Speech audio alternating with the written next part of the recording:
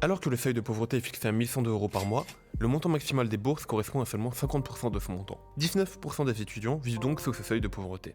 Bonjour, avec 3 autres étudiants, je réalise un web documentaire sur la précarité étudiante. Pour couvrir le sujet, nous avons contacté des spécialistes, des associations et des étudiants. Moi, j'ai décidé de m'intéresser plus spécifiquement à la précarité alimentaire. Alors tout d'abord, la précarité alimentaire, qu'est-ce que c'est ? Aujourd'hui et comme souvent, un étudiant a sauté un repas. Cela représente 65% des étudiants qui n'ont pas assez d'argent pour subvenir à leurs besoins. C'est vrai qu'on a comme étudiant, on a vraiment le problème de l'alimentaire. Même je suis boursier aussi, mais j'ai aussi le problème d'avoir les alimentaires. Me retrouver seule à payer le loyer, du coup je mange pas assez à ma faim. Et voilà, j'aurais aimé bien manger à ma faim.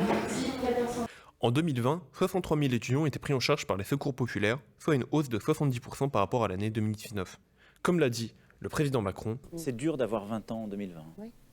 Les bourses ne suffisent pas et les étudiants peuvent donc être aidés par leur famille en nature, avec des livraisons de nourriture de leur part ou avec une aide financière. Je suis retournée chez ma mère, donc il n'y a pas de souci sur ça, je mange au Crous le midi. Ouais, je mange à ma faim, elle fait des repas équilibrés. Évidemment, les étudiants peuvent prendre un job étudiant à côté de leur étude, mais plus le volume horaire de l'emploi étudiant sera important, plus les risques d'échec scolaire seront élevés. Face à la pauvreté de leurs camarades, des étudiants organisent des distributions de nourriture. Parmi ces associations étudiantes, nombreuses, il y a les banques alimentaires gratuites, comme Copain, créées en 2020, ou des épiceries solidaires vendant des produits à bas coût. Lors de nos premières recherches, une association revenait souvent dans la bouche des membres de l'université. Et puis il y a aussi cette épicerie sociale et solidaire. Alors, il y a des solutions qui peuvent être envisagées, autres que du financier. On parlait de l'Agorae tout à l'heure qui proposait des colis. Nous les avons donc contactés et sommes allés dans leurs locaux. L'Agorae est donc un réseau d'épiceries solidaires soutenu par le syndicat étudiant de Lafage, dont la première a été fondée en 2011 à Lyon 1, et depuis 30 autres épiceries ont été créées dans des campus universitaires. Et pour pouvoir y accéder, il faut un reste à vivre inférieur à 7,60 € par jour. L'association est gérée par des bénévoles étudiants, notamment Cassandre et Astrid, pour l'Agorae de l'UVSQ. Moi c'est Cassandre, donc je suis en 3e année de droit. Cette année j'ai décidé de reprendre l'Agorae avec Astrid. Donc moi mon poste au sein de l'Agorae c'est chargé de mission. Donc je suis responsable des différents pôles. Donc tout ce qui est communication, gestion de stock, un peu de tous les pôles. Alors moi je m'appelle Astrid Drouillet, donc je suis étudiante en 3e année de droit à la fac de Saint-Quentin. Je suis vice-présidente Agorae depuis le début de l'année. De plus, pour s'assurer de son fonctionnement, l'Agorae a plusieurs sources de financement. Alors l'Agorae est financée par des subventions qu'on a du Crous, de l'agglomération et d'autres organisations étudiantes comme la FSDIE. C'est des fonds pour l'initiative étudiante. Et nous pouvons trouver la mention d'un partenariat financier sur le site de Lafage avec Picard et Monoprix via l'arrondi de microdons.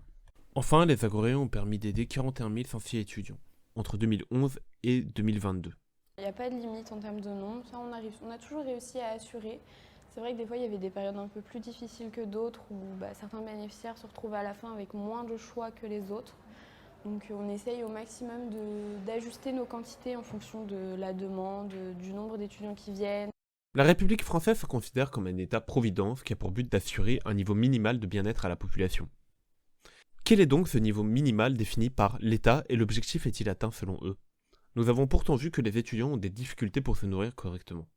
De plus, nous avons montré la manière dont fonctionne l'Agorae, qui collabore avec le secteur public, avec notamment les collectivités territoriales, mais aussi des entreprises. Nous pouvons légitimement nous demander si ces méthodes suffisent pour combattre la précarité, alors que d'autres moyens de mobilisation, tels que la grève étudiante, la manifestation ou le blocage des universités existent. Dans ce contexte, où l'aide de l'État ne suffit pas à couvrir les besoins des étudiants, les associations étudiantes montrent la capacité à créer des solutions. L'existence d'une association met en évidence un problème et le fait que le problème n'a toujours pas été résolu. Ici, la précarité alimentaire des étudiants. Si les actions des associations sont louables, la pérennisation des associations alimentaires revient à accepter et considérer les étudiants comme une population de par nature précaire et justifier le désengagement de l'État.